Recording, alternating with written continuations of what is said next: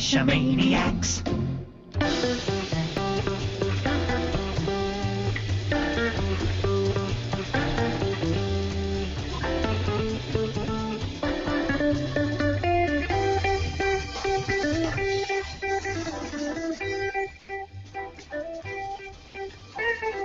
GeoGearHeads.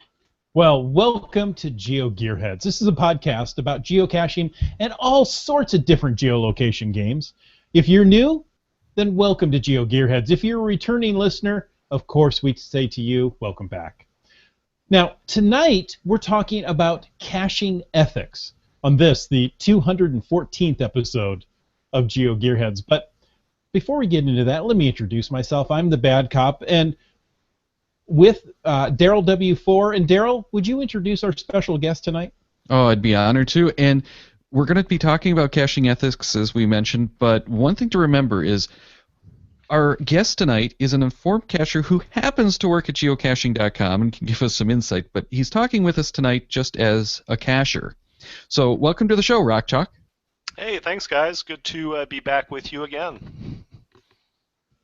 It's our pleasure to have you back, and we're really excited to dig into some of these ethics questions that keep coming up over and over, and many submitted by, well, at least one listener from Australia sent a whole bunch of questions in, so we're going to have some fun tonight. It's an interesting subject, that's for sure. How true that is. How true that is. Well, should we jump into it, Daryl? Well, let's start with the feedback more than the ethics thing, but this is going to lead us into some serious ethics conversations once again.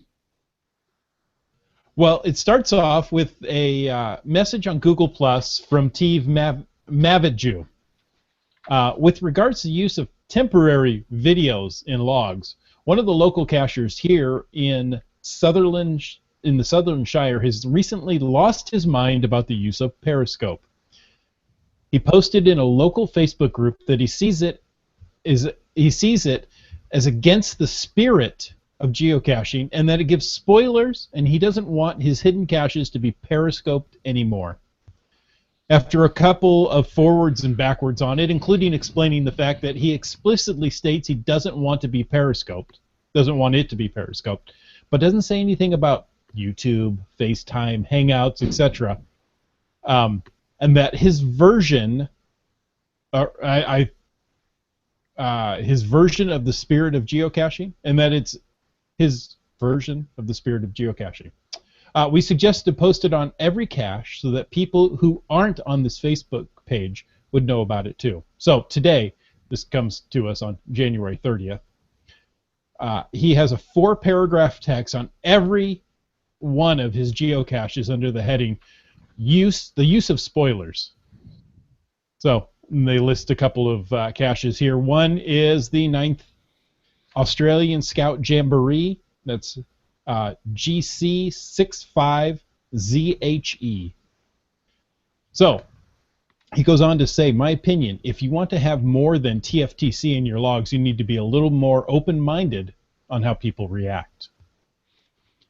Well, I totally get where he's coming from with not wanting people to spoil the caches, but I'm not sure this is something that you can really control. I mean, certainly you can ask people to not release spoilers, but what more are you really going to be able to do about it?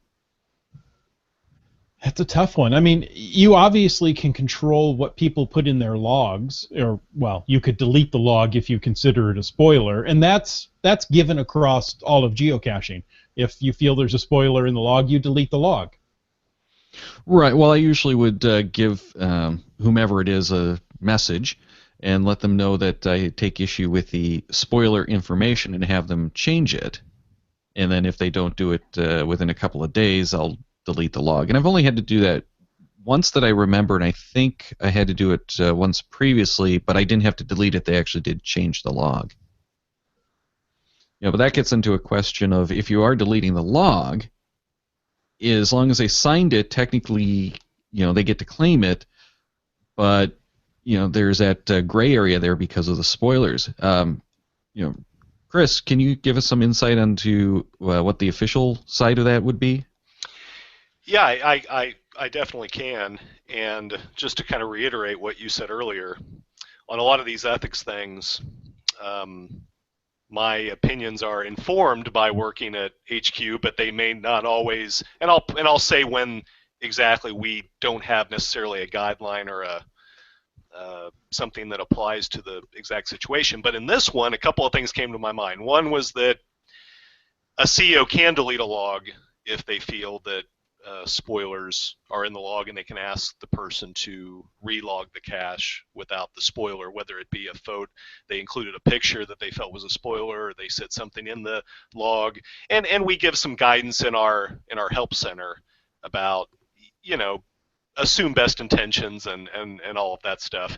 Um, the other thing that came to my mind is when we do the GIF Film Festival, uh, and we accept submissions for that, we always tell people that if you are including a specific cache, if you're showing a cache being found, that you need to have permission from the cache owner in order for us to accept that film in for festival consideration.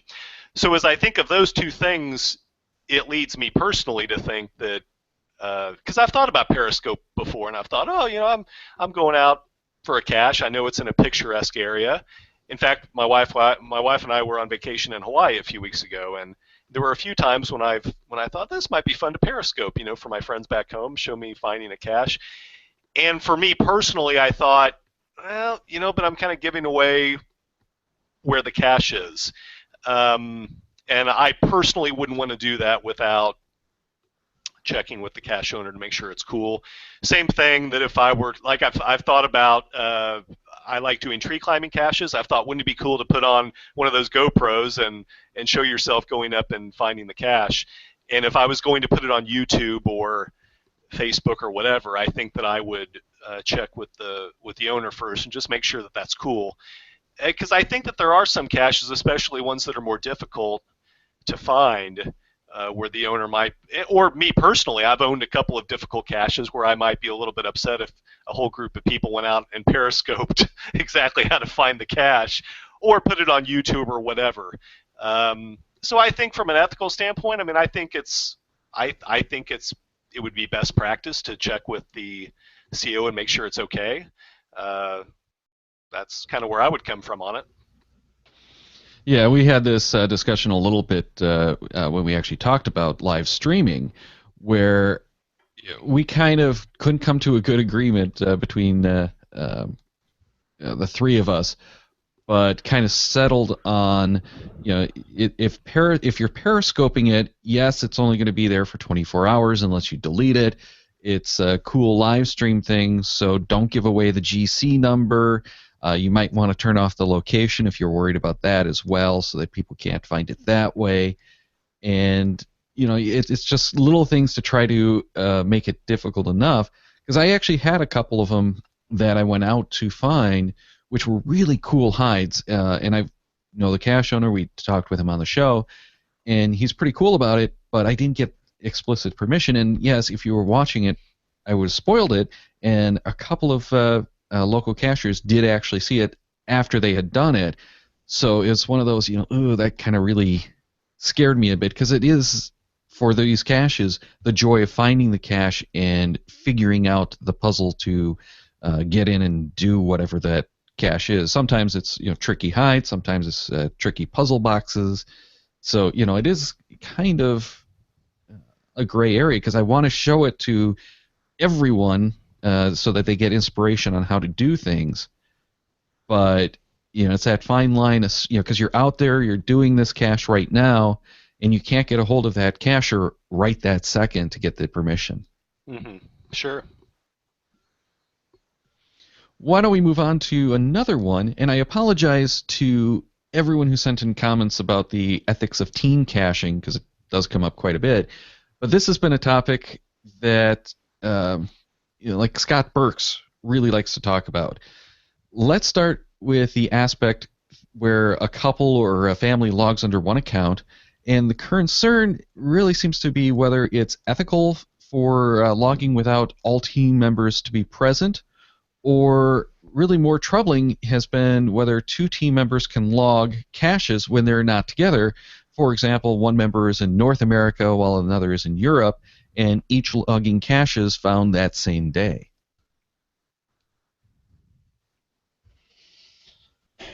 That's a tough one to me. I mean, if you have a husband and wife or parent and children, it makes sense to have one account. However, if you can travel independently, you could log in multiple states, multiple countries in a day, without thinking about it. Well, and we've had some people who normally they're always together when they go caching, but they'll be on like a business trip. And, what do you do on a business trip when you have downtime but go caching? And the spouse is, at home, maybe takes the kids out caching because what else are you going to do on the weekend but go caching? So it's kind of tough if you have the two team members. I get where that's not really fair to be, claiming two hides. It's going to throw off your stats, but at the same time, it doesn't make sense to not do it. So then I guess my question is, why not just split it up and do it as two separate accounts? Well, I think the question I would ask is what exactly are the harms that are caused by it, other than, for instance, throwing off challenge cache qualifications and stuff like that. I'm thinking in terms of, my wife and I cache under the same account, but she's never found a cache that I didn't find with her. So I would say of all the caches I've found, there's maybe I've found 100% of them, and she found 25% of those. But if there did happen to be a time when she was out on vacation by herself somewhere, and she happened to find a cache, I would have a difficult time telling her, no, you can't log that under our account because I wasn't there, because I just don't know who she's harming in that situation. Well, and you run into the situation too where a lot of times one person does all the logging anyway, and if you have the two accounts, that other account isn't going to log any of the caches because they just don't like logging online. So, I get where this is a problem because it does throw off the stats, but if you're not going to be concerned about the stats, then I don't think it makes a difference. It's only going to make a difference to the other players, not to the players themselves who are logging under that one account. Well, and like I said, as I was thinking this question through, and I was trying to think what are the problems that this causes, and one of the things that came to my mind was certain challenge caches. For instance, if you have one that says you have to find caches in 2 countries in one day, and which I've seen those, and let's say one member of your team finds one in the U.S., the other one, goes down to Mexico or Canada or wherever, then that's a little bit weird. And in that case, I would say, yeah, you weren't playing in the spirit of the challenge cache. So there are instances like that where I can say that could be an issue. But for me, I think that generally speaking, I'm not sure that it would cause problems for the average person unless they are concerned about their own stats. Right. And, it's only going to be those challenges or those stats situations that it really does any harm. But I think the other side of it is for most of the people I know who cache as a team, it's a matter of, they're not going to be getting the logs done or, just not enough interest by the other team members to do all those caches. It's not going to be an issue anyway. Mm-hmm. Yeah. But there are the rare cases where you do have people who are a little bit too involved and it is going to be a problem. So I think at that point it's at their discretion to make sure they're not logging challenges that they're essentially cheating on. Like the 2 different states in one day or the 1,000 miles apart in one day. If you're doing that, make sure that you actually qualify for those on the merits, not because you have 2 physical presence at the same time. Yeah, I would like to think that most people would feel that same way. That from an ethical standpoint, if you're trying to qualify for like you said, qualify for a challenge, that absolutely you should play within the spirit of what the challenge was supposed to be, and not say, oh, this will work out really well. My wife's in Florida today, and I'm in Washington. We can qualify for that cache where you have the challenge where you have to find caches 2,000 miles away from each other in the same day or something. So yeah, that's yeah. Yeah, but I'm not saying if you're both traveling together, one can't go find a cache while the other one's like taking care of the rental car or something. That to me is still perfectly legit. Mm-hmm. But if you're in separate spots at the same time, that's when it's a problem. Well, I guess technically you're still in separate spots, but if you're miles and miles apart, okay, there you go. If you're miles apart, then it's an issue. The other part of this, though, is where a group of individual cachers or teams of cachers, if you're multiples logging under one account, cache together and sign the physical log with a team name, then log the finds individually online. I do this frequently when I'm caching at an event with a bunch of other people. We'll sign Motor City Cache Machine or MCCM on the logs rather than the individual team or cacher's names, of each of the members in the party. In part, just we'll have sometimes 8 different caching names or more, and that's a lot of space on a micro log. Exactly. We do the same thing up here for what we call cache machines.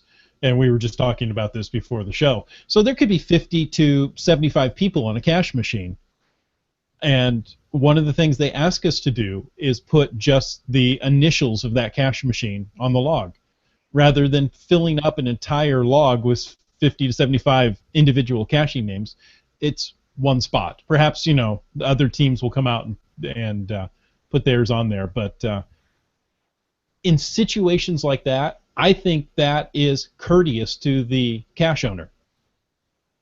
Yeah, that's kind of where I fall too. I think I was out caching with a group of friends a couple weeks ago, and I think there were 8 or 9 of us, and we came up with a team name for that day, and it just, it saved space on the log. It was just more convenient for everybody. It wasn't like we were in a hurry trying to do it out of a speed issue. It was simply knowing that we, would make it to where the CO didn't have to come out and replace the log any more quickly than he otherwise would have. So I see it as a courtesy thing. I don't see it as a big problem. Yeah, and the reason that this comes up sometimes is you will get the rare CO who actually gets annoyed by that. And I've only had 1 or 2 of these, as I recall, that I actually post when I do this in my online log, so that should there be a question anyone knows, that I was posting, or I found it with MCCM, and I'll link to it usually in the logs so that people can find out about the group caching thing. And I did have one cacher who threw a little bit of a tantrum over it, I'll say, and wanted to delete the logs of all the cachers because they didn't sign the log individually. It's like, really? You had a micro cache, and that would have been, I think at that point it was 9 different people. You want 9 separate logs on this micro cache? How else am I supposed to know every one of you have been there? Yeah. Well, Daryl, on the other side of the coin, as a cache owner, I'm sure I know I've received these logs. It was a child who was caching with their parents, 4 years ago, and now they're going through and updating the logs and saying, I found this with my parents, but I have my own account now. Yeah, I've seen a few of those, and when my ex and I split up the accounts, she had to go through and do a bunch of those. I don't think anyone gave her problems except for a couple of people on like old archived caches. Once it had been gone for years, then they kind of threw a little bit of a stink. Mm-hmm.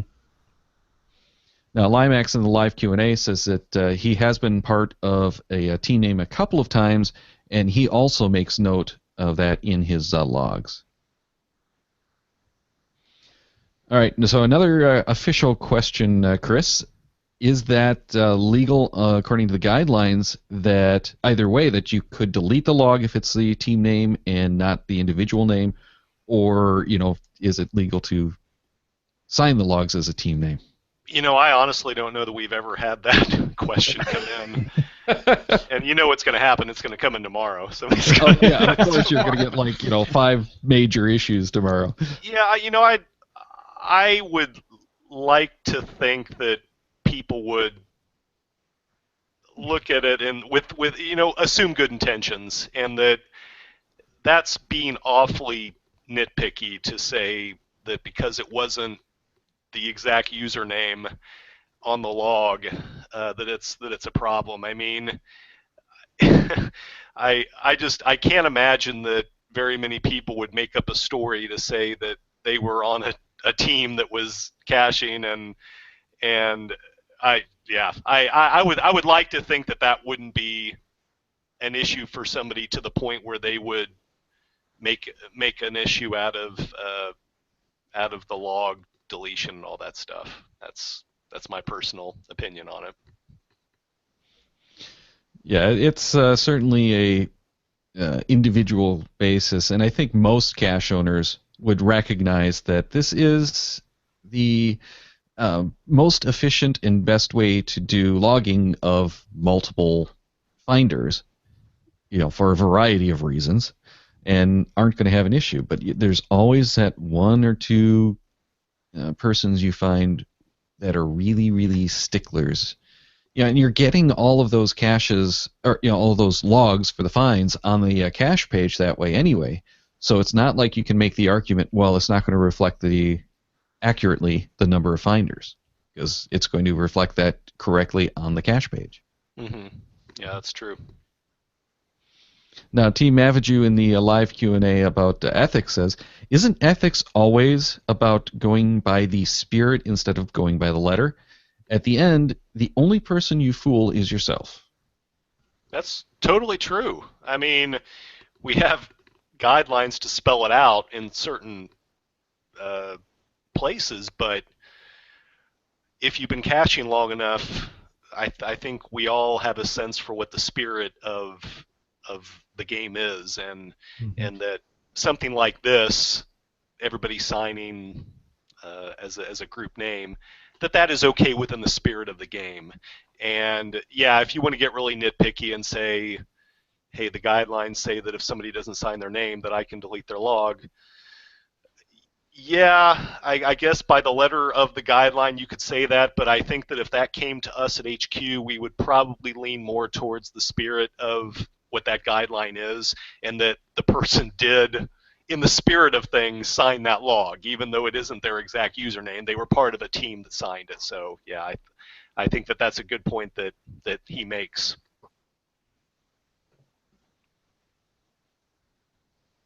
Well, we have more feedback. This time it comes from Randall H. via email. He said, I'd like to address the ethics of tactics often used on power trails, specifically leapfrogging and container swapping.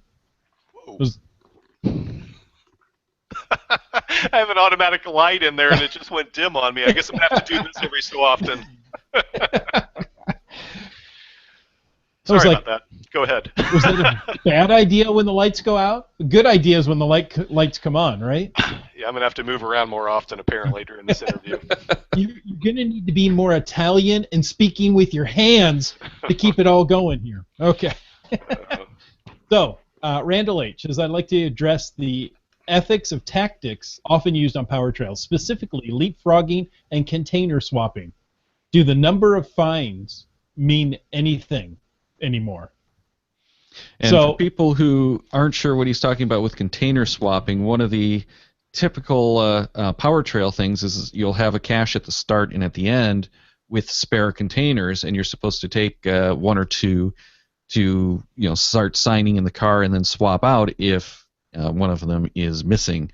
And it's typically power trails. It's obvious if it's missing. There's this is the one spot it's going to be because everything is in this one spot. Right. If it's not there, just drop that replacement container. Well, and Daryl, I'm thinking of the ET Highway.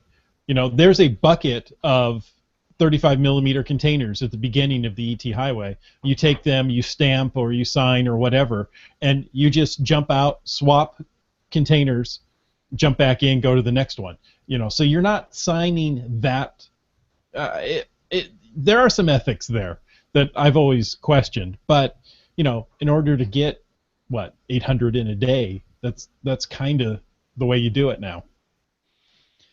Yeah, it's a tough one, but in those cases, that is the intent of the hider. Mm-hmm. So ethically, I don't have a problem with it. Maybe it's a moral kind of consideration at that point. You're kind of gaming the system. So is it morally correct? But ethically, I don't see a problem. Now, as far as a leapfrogging, that gets into something else entirely. One of the things that I've done many times on trails, especially like when you're biking, is go from cache to cache, and then you leave one person behind to sign, and then you go to the next cache. So that person who's left behind might have to essentially leapfrog, but whenever we've done that, we always make sure that that person knows where the cache is and what the hide was. It's like, yeah, here it is, okay, move on. So that I don't have a problem with, but the leapfrogging, yeah, that's kind of going a little too far because the whole team hasn't even seen the cache. Right. I know on the cache machines that we've been on, there have been teams that split up. I'll go right, you go left, and we'll sign the individual containers, then meet back here at the car. Like, well, wait a minute. That means not everybody actually not even saw the physical cache. Right, yeah, the divide and conquer thing. Yeah. Yeah, I remember the first time that I ran into that at an event a couple of years ago, and I personally didn't want to do it. I said, no, if I didn't see the cache and if I wasn't a part of knowing where it was, why would I want to say that I found it? That just... I literally did not find it, so therefore exactly. I'm not going to say that I found it. So yeah, from an ethical standpoint, personally, that's not something that I could personally do. I feel like I need to find it. I need to find it. So that's or at least be part of a group that has found it. Oh yeah, absolutely. So, yeah, I mean, we just need to be. I need to be at that location and see where the cache was, and not just. Like, I remember at this event that I was at, it was similar to what you described, where they said, okay, we're going to go to this part of town and do those, and then you guys go to that other part, and then we'll all sign each other's team name. And I said, well, I guess if you want to do that for yourself, that's your own decision, but I'm not claiming a find on caches that I wasn't even in that part of the city. That just doesn't that doesn't make sense to me personally. So yeah. I mean, it's one thing to be part of a large group, and everybody's looking in one area. So I'll go look in another area. So I didn't actually find it, but I helped people see where it wasn't. Oh sure. I mean, to me, part of the active search. I mean, to me, that's no different than if I go out with one person and it's just me, and it doesn't matter if it's 20 people. If I'm out searching and this person's looking on one side of the bush and I'm looking on the other side and they find it, I think I'd have to be a real stickler to say, no, I'm going to come back later and look for it again. Well, I think then say that I found it. Right. Yeah, I think that's a great example. Is if you're on like opposite sides of a wall and one person finds it. On one side of the wall, are you going to walk all the way around just to sign that bison tube or something like that? No, you're going to go back up to the trail and wait, and then you're going to go. So it's not much different if you're all involved in the search, you all claim the find, and move on, and maybe, like we left the one guy to sign and then catch up with us. I don't have any issues with that, and I don't know that anyone... in their right mind at least, is going to take issue with that, especially on a power trail. Now, if it's something a little bit more difficult, like some of the puzzle containers, where it's all about that container, maybe I can see an argument for that. But as far as I'm concerned, if you're all involved in the hunt, you should be able to claim it as a find. Mm-hmm. Yeah, and me personally, on like gadget caches where there's some work involved. Like I remember I was at Geo Woodstock in St. Louis a couple years ago, and they had gadget caches as part of the lab cache deal, and there was just a line of people, at each one Hmm. of them waiting to. And I said, no, I'm personally, I'd rather come back and actually have the experience of, rather than just people handing the log to each other and you don't even know how they got the container open. Uh, just for me personally, I would, in that situation, I would rather actually uh, see how it worked and Hmm. actually do it, as opposed to just being handed the log and being said, "Oh yeah, put it back here," when you're done signing it. Exactly, Chris. That is the exact scenario I was going to bring up at Geo Woodstock in You St. know, Louis. we were all thinking the same thing. Yeah. When you get into those gadget caches, you want to get your hands on it. It's all about getting that experience of playing with that gadget cache and figuring it out. So, in a situation like Geo Woodstock, it does create those big nasty lines. And what we ended up doing, if I remember, Chris, when we were doing it, is one of us was doing it, the other was watching, and usually we had a couple of other people over the shoulder watching, Mm-hmm. so that everyone still got that experience. Right. But you know, Well, I remember one. We waited for the people not only to open it, but then to put everything back and close it, and then we took our turn. yeah, and Limax is basically saying the same thing. I think if it were a gadget cache as opposed to a film container and a lamppost, I'd be more inclined to come back. And that's kind of, I think, what we're getting at is there are those caches at which it does make a difference.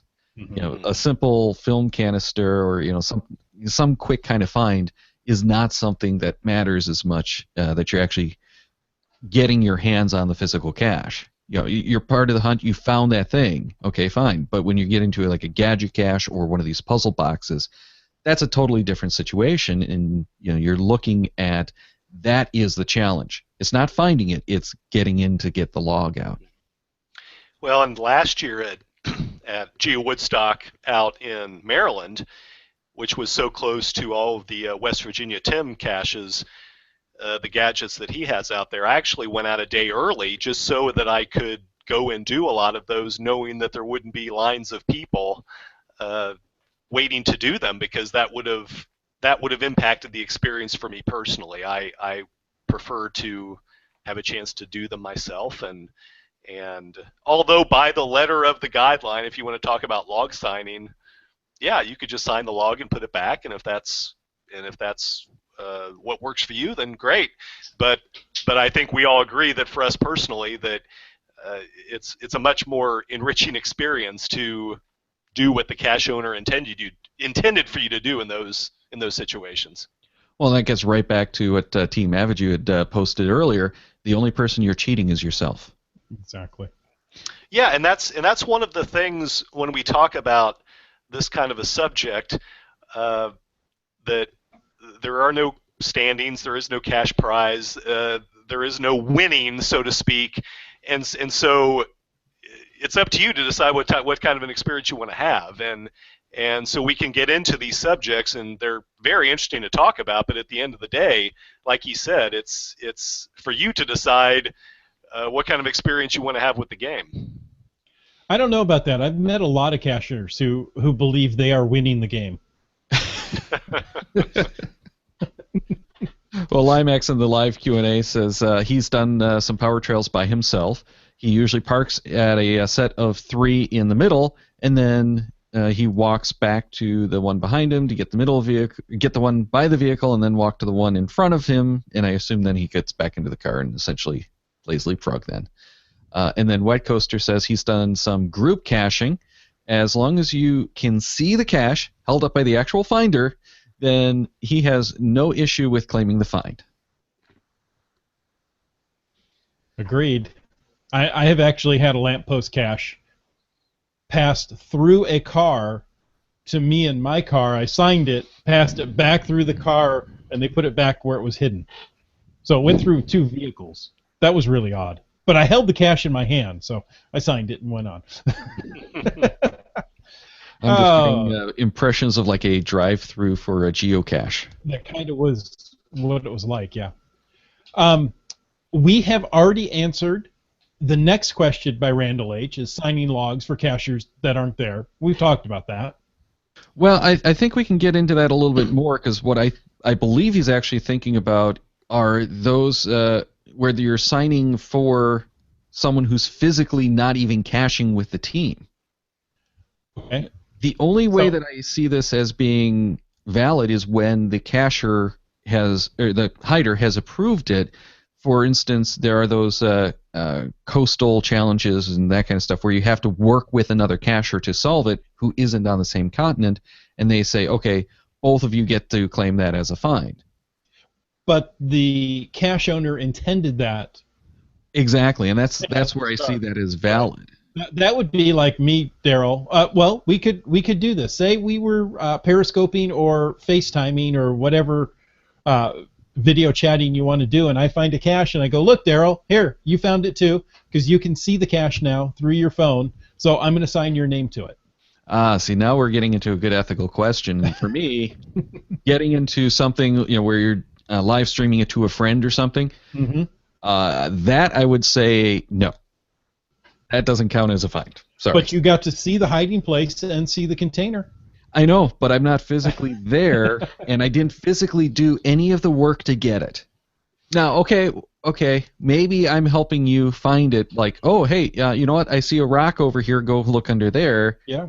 Then I can see an argument that you did participate in the find. Yeah, I agree. Oh, well, yeah. Do you want me to keep going with this? Do you want me to play the devil's advocate? Man, this is a lot trickier than I expected it to be, actually. So what if we work on a puzzle cache together? Well, and that's where you're getting into the cross-continent, Mm-hmm. intercontinental kind of stuff, where as long as the cache owner is encouraging that, yeah, you should do it. Okay, but what if they're not encouraging it? Daryl, I need help on this cache. I can't figure out this puzzle. And, here's the GC code. Go take a look at it. And you go, oh, I've seen one like this. Here's the solution. Sign my name on the log since I helped you. Yeah, boy. Yeah, I would. My personal thing is no. If I agree with you. Unless, well, I can see one loophole to this. Unless you're like sick in bed, and I've had people tell me that people have brought them caches to sign in the hotel room. But that's still, they're bringing or in the hospital room. That's still that person's physically, getting their hands on the cache. It's kind of cheating bringing the cache to them, but, Does it matter if I take it out from underneath the bush and hand it to you, or I take it out from underneath the bush and drive it across town to you? Well, that's the problem with driving it across town. And honestly, why don't you mail it to me? Can you guys start mailing me caches, please? And honestly, the biggest problem with this is getting, with the bringing the caches to the hotel room, is the people who might go looking for that cache in the hour or so that it's missing. Exactly. So yeah, I mean, I feel guilty. There was a cache at a Walmart parking lot under a guardrail, or a lamp skirt, and I went and got it, and then somebody, and I took it back to my car, just 2 spots over, signed it. Somebody parked right next to that and stayed in their car for 20 minutes. And I've got this cache in my hand thinking, now what do I do? I can't just, wait these people out. I've got places to be. Luckily, they left, but, I was beginning to think, well, I could message the owner and saying, hey, I can't put the cache back without getting caught. I'm going to hold on to it. Sorry for the next person. I don't know. Well, Deborah in the live Q&A says she helped a friend in Australia on a puzzle. I wouldn't even expect to have my name on the log just for that. So that's, I think, where I stand with this. If it's a cache where the CO has specifically said you have to work together with someone and they both get to sign it, okay, fine. Otherwise, not really. Well, and just speaking for myself personally, when I've done friendship caches, and I think when I lived in Kansas City, we had one where it was with a city in Spain, and you help the person get the coordinates for there and vice versa. And I I didn't want to log the one in Spain because then I would have a find in Spain, and I have never been to Spain, so therefore that would feel very strange to me to have a cache find in Spain. So I didn't, unless I personally am there and I sign it. For me personally, that's, even if the CEO told me that's okay, I wouldn't want to do that. I just feel like I need to actually be there and Mm-hmm. And again, be part of the finding experience and get my name on there. yeah, and again, if you're going to be into the stats and doing those challenge caches that it's going to matter, you're going to mess up the stats if you're logging a cache that you didn't actually go and visit, especially these ones that are intercontinental. I've never left North America. Well, in caching, I've never left North America. How do I have a find in Australia then? It doesn't really work for your stats. And yeah, that's and when I saw this question, I was thinking, it made me think of the example I gave earlier, where I was at the event and one person went to the other side of town, and I went, and they were saying, "Hey, let's just write each other's names down." And for me personally, that isn't cool. I wouldn't find that to be within the spirit of things personally. Right. Yeah, yeah. That's. I think we're all kind of saying no. Now, that's if you're in that team situation. This is kind of what some people take issue with the caching team, as one account. If one person stays behind and goes and finds it, and maybe you have two people in the same team going the opposite way. That this is what people are objecting to, is exactly the same thing, but it's actually a little worse here because now you're on separate accounts, so it's a little bit more obvious, I guess. Mm. Yeah. Well, and Chris, you're saying, I wouldn't do that, but yet you still have almost 15,000 finds. That's true. I look at this and go, well, of course, that's how come nobody has 10,000 finds. Well, wait, he does. Well, and that's the thing. I know I've been to over 14,000 different places. I've had over 14,000 different experiences. I have. There's no question in my mind of how many there've been. I know, because just for me personally, that's how I choose to play. So yeah, there's been a lot of those those moments for sure. All right, next one on the list from Randall is pre-signing logs on caches that you're going to claim a beta find on, and then claim it as a first day find.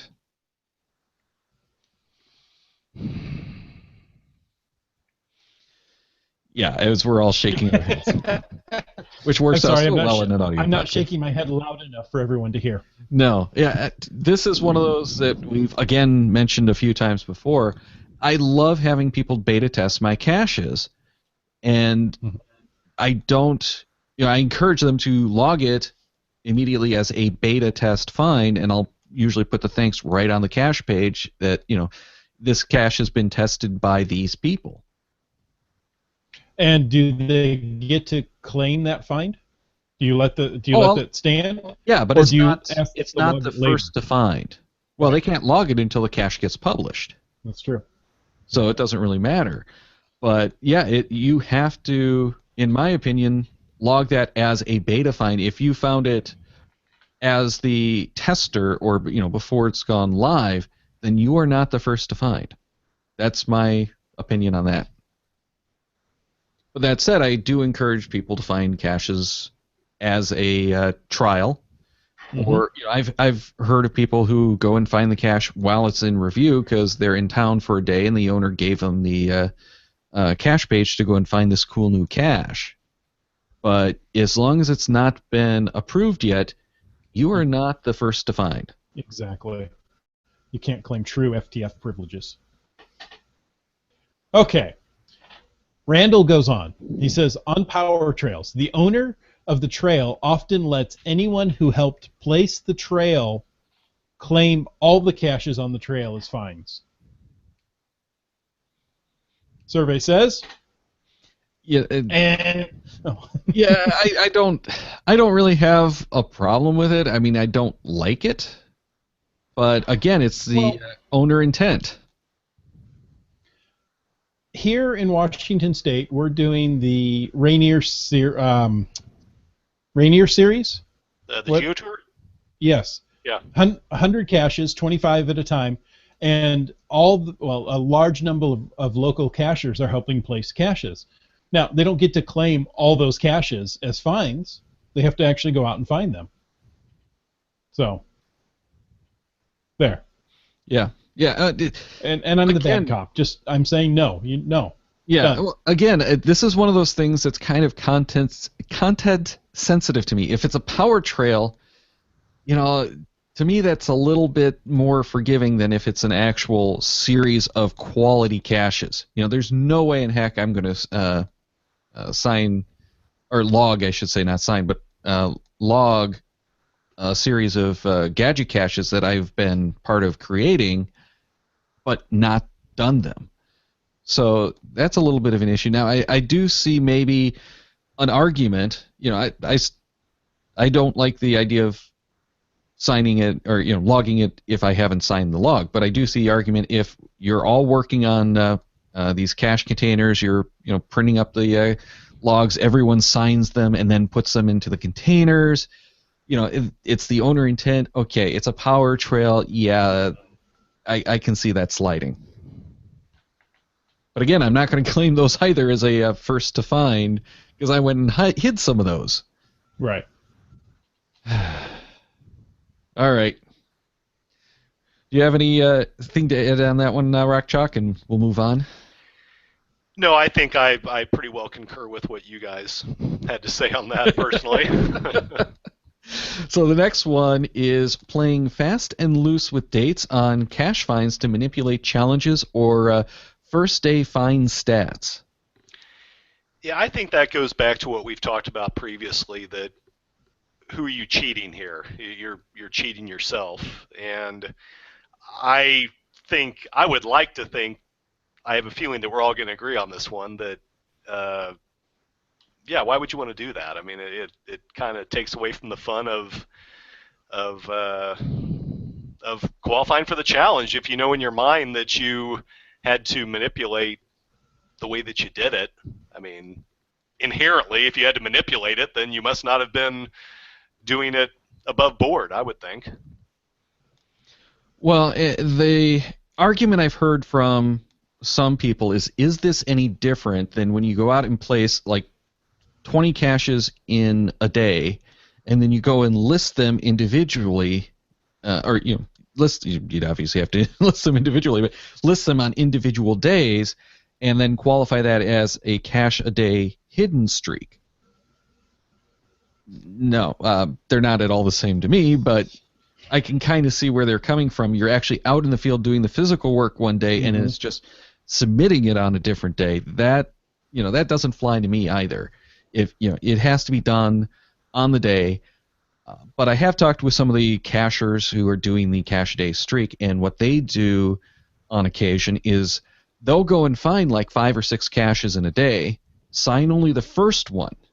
Then they know where those caches are for the next day, and they'll come back 2 days later or 5 days later, or when they just need a cache, because they don't have a whole lot of time and they already know where it is, and then sign it that day. That I don't have a problem with. Yeah, that's or perfectly they'll legit. go out, just before and after midnight. Right, and that's perfectly legit. If you're trying to get a cache on a calendar day, to me that's perfectly legit. But I have had some people complain that, well, you found it that day, you should be signing it that day and logging it that day. Well, they're still going back out, so I don't really see the argument there. But again, people definitely have some strong opinions. Meanwhile, in the live Q&A from Deborah again, sadly, human nature, cheat, do it the easy way. Occasionally, I've had students spend more time studying on how to cheat than studying physics. Isn't that true?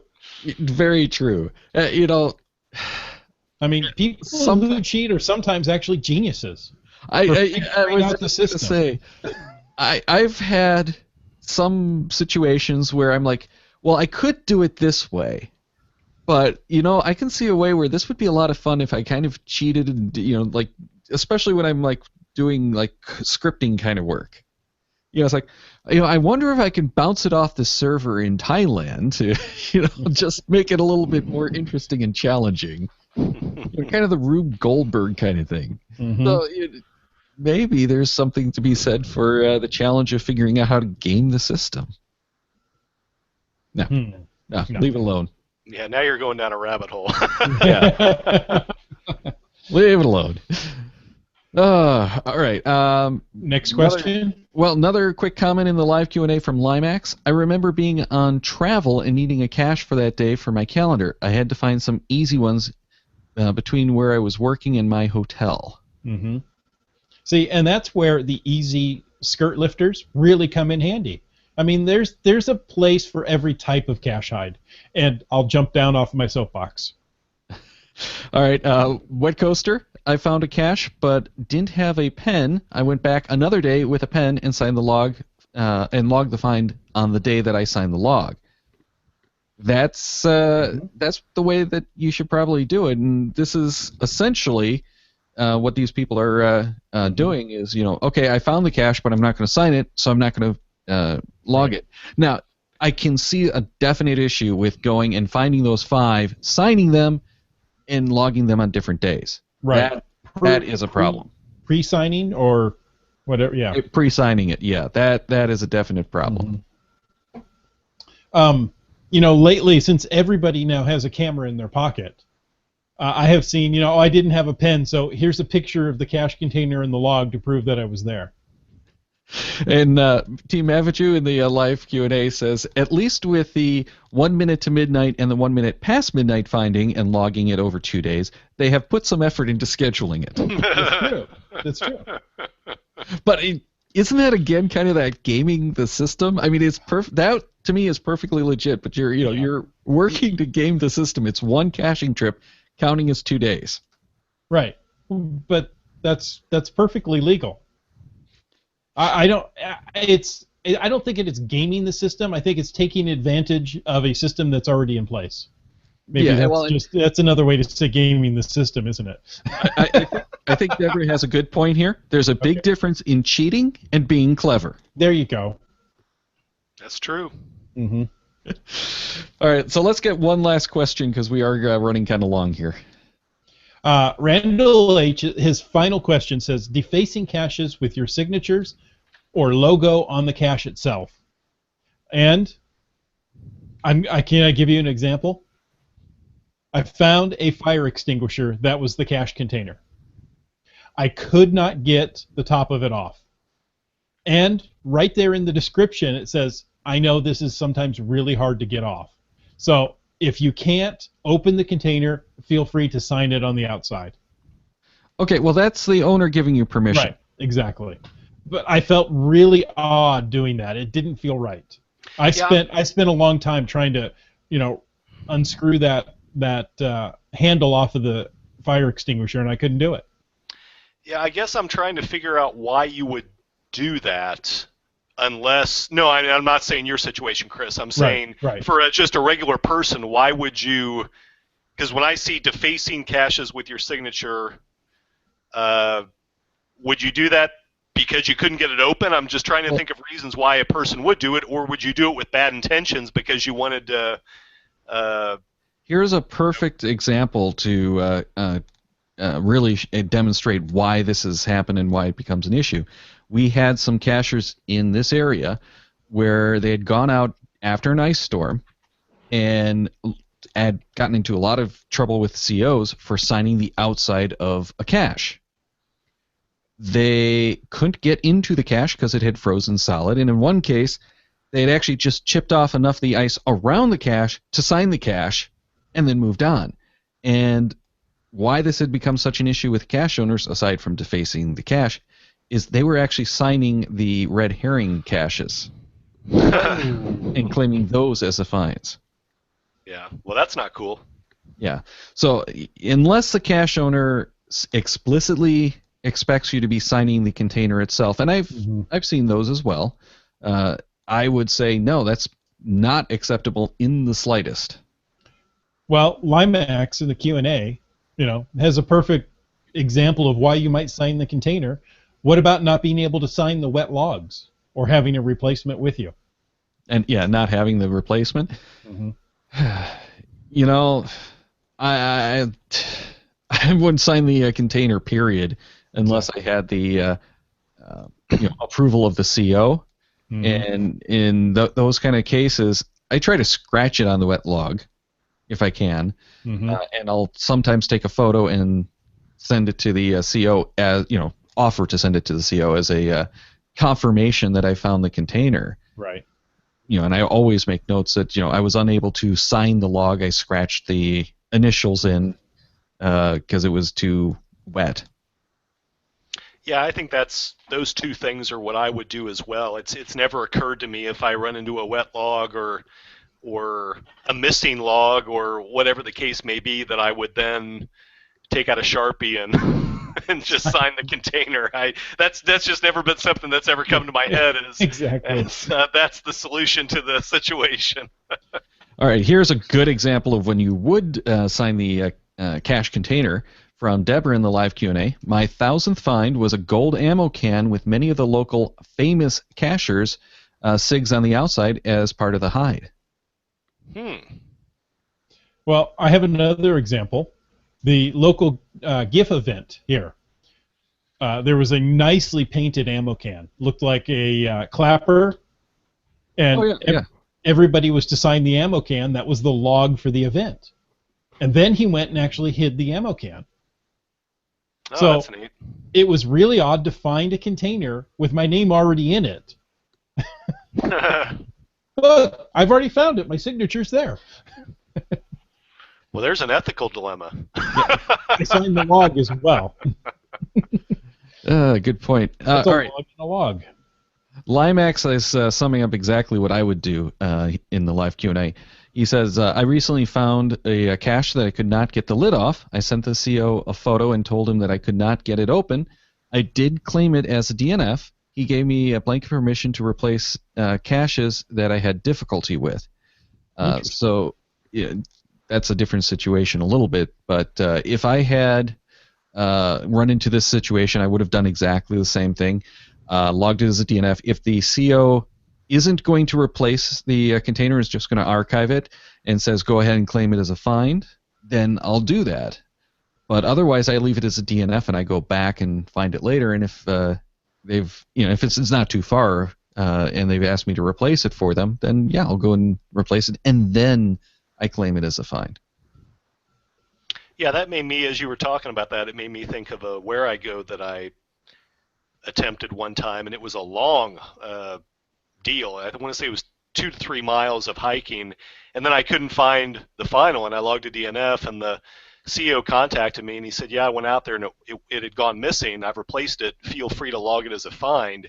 And personally, I didn't, because it just didn't feel right to me. I felt like, no, I mean, I didn't find it. I didn't find a container at the end, so...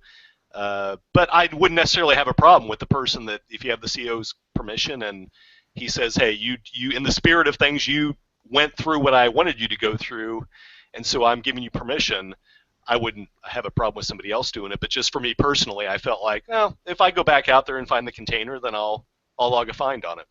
Sure, yeah, and again, that's one of those, you've done what the CO wanted you to do. The log at the end is kind of the formality. Mm-hmm. So, you're honoring the intent, go ahead. But, my thing usually, if the CO is going to take care of the problem with the container, I want to go back out. If it's something that's going to be archived and I found evidence of the container, perfect example, one time I found the hook and the lid to a cache container, but the container was gone. Mm-hmm. I sent the email, I said, I logged it as a DNF. And said, hey, I found what I think are the remnants, sent them the photo. I've had problems with this cache container before. I'm going to archive it. Go ahead and claim it as a find. Okay, that I will do because I found, I found the container as and it was at that time. Spot. Yeah, I found the hiding spot. I found what it was supposed to have been. It just, most of it was missing. As a CO, I've done the same thing. They've described the exact location where the cache was hidden, and it's not there. Okay, you figured out where I would have hid it. Go ahead and claim it. I'll get out there to replace it. Yeah, well, and I've done that before too, where the container had gone missing, and someone emailed me, go ahead and claim it as a find. You did all the work for that puzzle. Mm-hmm. I'll go ahead and replace the container. And I think both times that I've had to do that, the finder didn't want to claim it until they signed it. But I've gone out and replaced it. I'm going to give them as the CO the permission because they did the work.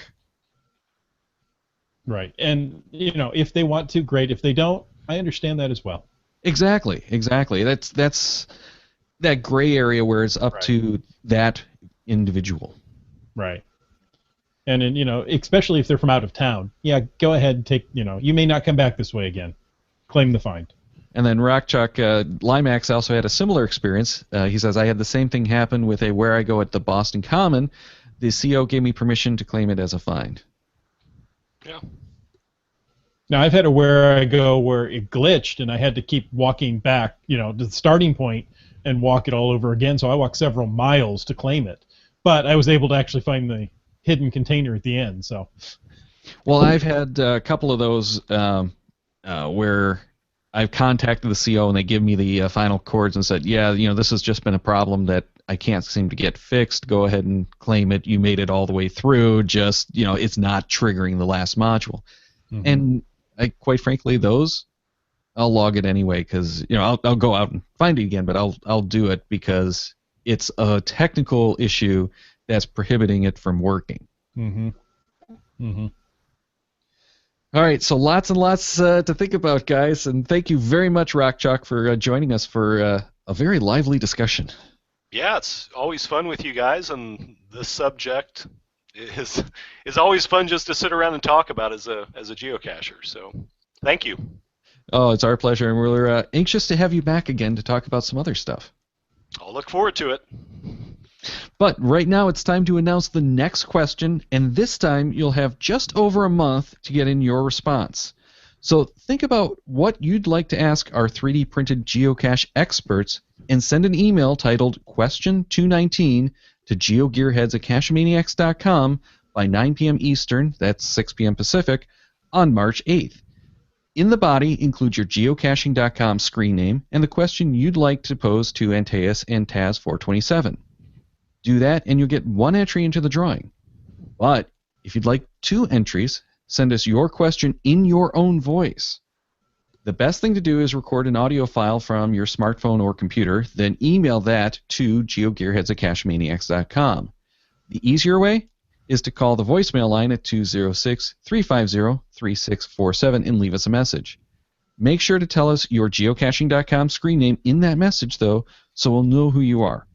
Now, again, you have till March 8th to get us those questions. That's plenty of time to think about what you'd like to know about 3D printed geocaches for question 219. Daryl, you do such great work at scheduling. Well, Rockchalk today, excellent guest. Thank you again. But you do a great job of scheduling guests. Now, next week, February 11th, we're talking about puzzle caches with Jennifer of Team AJK. February 18th, we're talking about cache series with Lookout Lisa and Kid Vegas, 19, of right here in Washington State. We got good people out here, I just want to say. On February 25th, we're talking about boating again with Aaron of coinsandpins.com. And on the first GeoGearHeads of March, on the 3rd, we'll have a randomize. That's an XL3, or, we like to say that. That is with the GC Doc and Michael Miller. Check the Cachemaniacs website at cachemaniacs.com for more on the GeoGearHeads, including show notes for this and all of our episodes. We love hearing from our listeners, so leave us feedback by calling 206-350-3647, by emailing geogearheads@cachemaniacs.com, or through social media. Your support helps keep the Cachemaniacs shows coming. Please consider becoming a patron through the link on our website to support the Cachemaniacs shows. GeoGearHeads is produced by Christoph Auer and Daryl Wanberg. This show is copyright 2016 by Daryl Wanberg, all rights reserved.